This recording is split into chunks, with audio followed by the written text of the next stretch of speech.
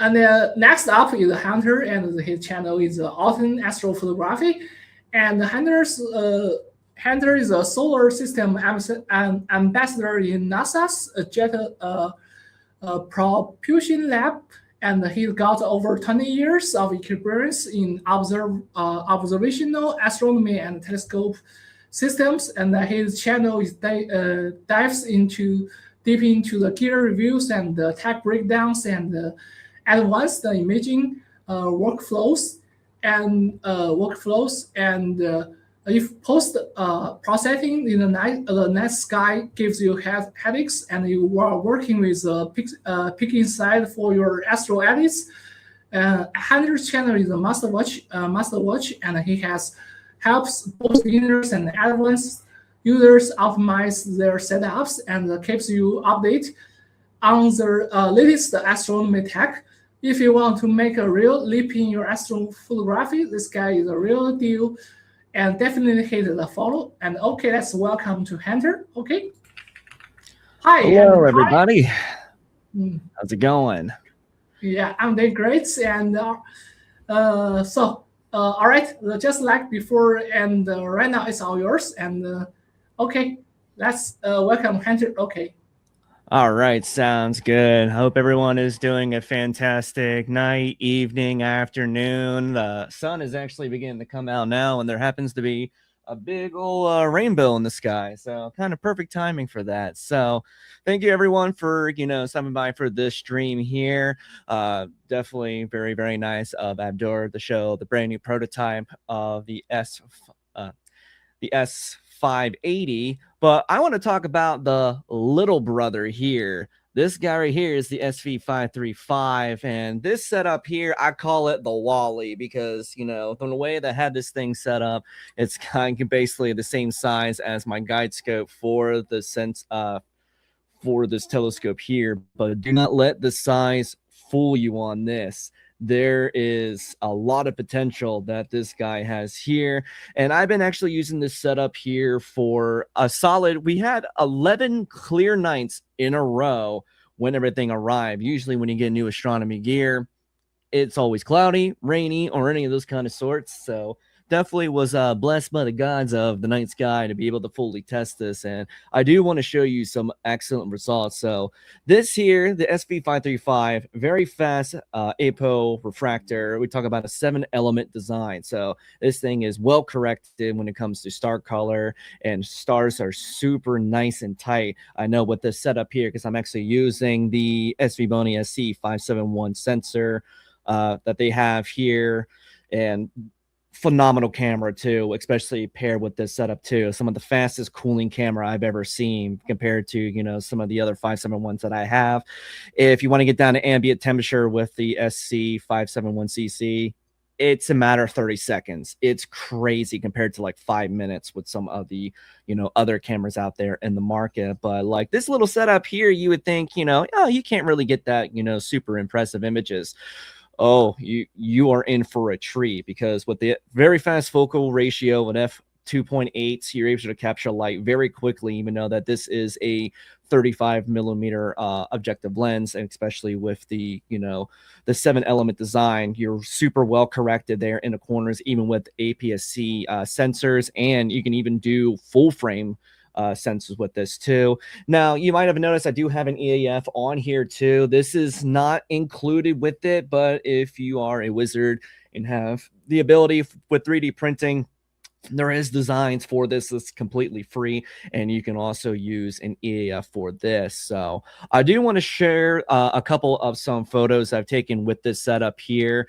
They're all going to be narrowband projects that I was using that same exact setup, and with the SVBONY SV220, which is the 3-nanometer version of HA and Oxygen 3.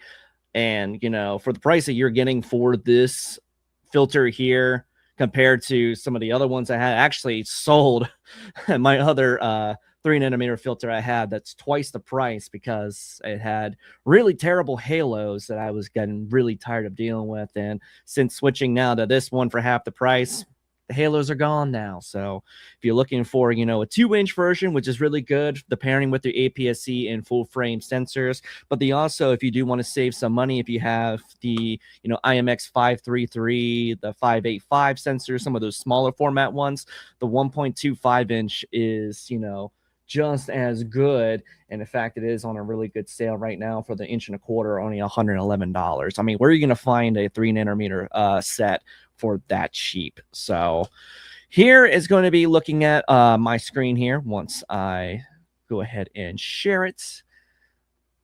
So we're going to do currently this screen here. So once it begins to pop up, I'll be able to show.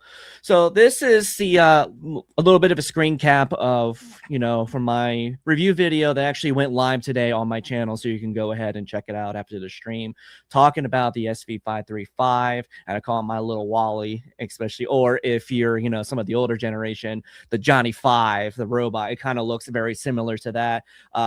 Pair with a Skywatcher GTI mounts. This is an extremely portable setup here that we use with a carbon fiber tripod. You can pick this entire setup with one hand with ease. So if you're traveling, throughout, to your dark sites or even on a plane, you can actually fit all of this pretty much in carry-on luggage, which is really, really cool. But as far as, the correction of everything, here's more of a screenshot too, looking at,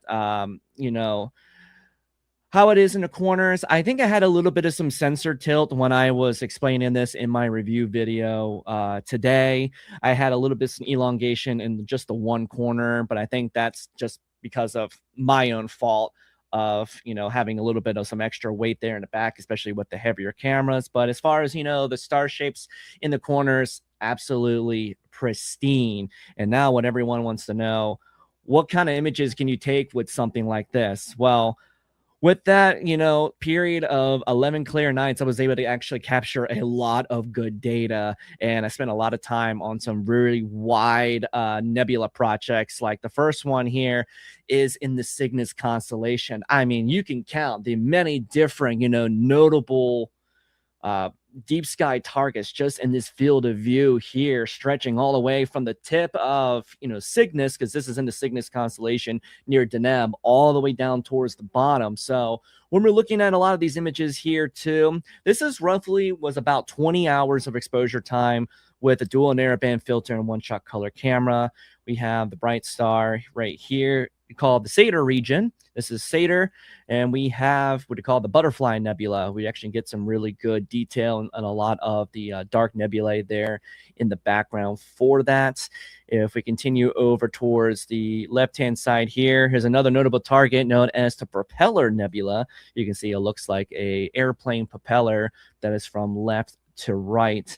And then you have some more of that intricate structure of the hydrogen alpha. Basically, it's right along the Milky Way band, definitely now coming into view completely for this season. So definitely, it's my favorite time of the year when it comes to doing imaging.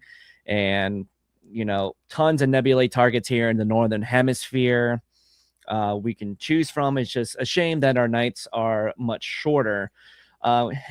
Zooming out a little bit too, we have some more notable areas like the Crescent Nebula, which has actually really surprised me too, at a focal length of 105 millimeters and with an APS-C sensor that was able to actually get some really good detail in with the Crescent Nebula too, with the Wolf-Rayet star that's located in the center. We actually have a little bit more of the fainter, oxygen structure over towards the top. It does look like a bit of a brain. I don't know why they call it the Crescent Nebula, but it kind of looks like a brain to me. And then another notable target, if you're very familiar with, a little bit further south, which also really surprised me to pick up, was the Soap Bubble Nebula, which is a planetary nebula, very faint, that's right next to the Crescent Nebula. And we were able to pick that out at 105 millimeter of, focal length. And then we got some more notable targets here. We have another crowd favorite over in Cygnus, which is WR134, was the Wolf-Rayet star with the Dolphin Nebula. It's a brilliant, nebula feature here with a lot going on with a bright oxygen structure and all of the HA in the background. And even in the same field of view too, all the way towards the top, we have the Tulip Nebula. And then very faintly off to the side here, we have this bow shock, which is believed to be a black hole known as Cygnus X1. So imagine capturing, at a dark sky, you're looking for some narrowband targets, and this was during about an 80% moon too, be able to still pick up this kind of structure. So there's a lot of good, capabilities that this little setup can do. And then I spent some more time there in the Cygnus constellation, went over towards the famous North American Nebula. You can see the brilliant, oxygen structure. This is also a great target, especially in the summer months, to kind of test out your optics because, especially for narrowband, this nebula is very strong in all the three major band passes in sulfur 2, hydrogen alpha, and oxygen 3. And you can see all the brilliant structure throughout this nebula too. And yeah, it definitely looks like the continent of North America, with Mexico and Latin America down here. You have Florida at the tip here, Canada working around, and the west coast of the United States. We have the Pelican Nebula that's right near that too. We had some other dark structures right over towards the kind of like the mouth and the beak of the Pelican Nebula. We have some of the more, intricate structures in the background. There's a lot to image in the constellation Cygnus. And what's actually really surprising too, there's another fainter emission nebula that's just in the same field of view. And this is the Clamshell. Clamshell Nebula is a great target as well, especially for your little bit wider field of view astrophotography setups. And then over towards the corner, it kind of gets cut off a little bit, but we start getting in towards the Veil Nebula with that supernova. And then one final image I have too. This one was a little bit more of a intricate experience too, because I didn't think this was actually going to be possible. But we have, two famous nebulas here, one being a supernova remnant and the other one being an emission nebula. We have the Cosmic Question Mark Nebula. We have what is NGC 7822, which is the main, question mark portion, very, very strong in the hydrogen alpha and the oxygen 3 spectrum, especially near the center. And then right near, the dot portion of the nebula, we had the little rosette. So forming all together, you have, the Cosmic Question Mark. But what really surprised me is this nebula feature over here. We have what they call CTA1, which is a faint supernova remnant, fitting in the same field of view with this setup. Now, there is a little bit of this weird, I would say, circular pattern that started showing up in this image. It is not because of the results with this setup here.